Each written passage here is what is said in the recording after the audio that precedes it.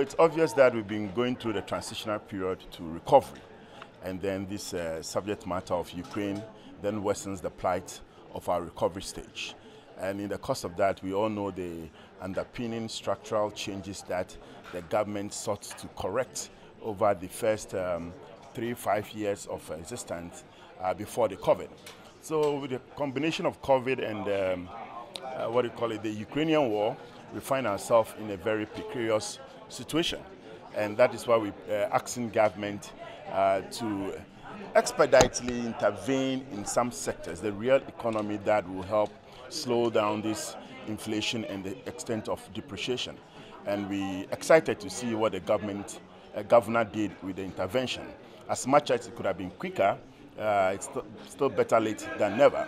And then that will then restore some extent of confidence. The fallout of all this intervention is that it brings about some contraction to the extent of growth in the economy. And that will also lead to the extent of unemployment. And we all know then the consequences of that unemployment. So we seek that in the austerity times that government seeks to cut down a number of expenditure to regain the confidence of the economy and the rate of depreciation.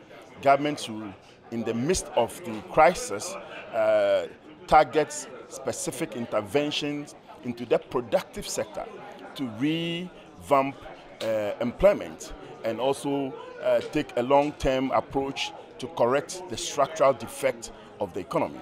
We keep seeing in the construction sector, i.e. in the cement factories per se, we should be able to give them some form of intervention that they will do full backward integration into our limestone deposit and mining.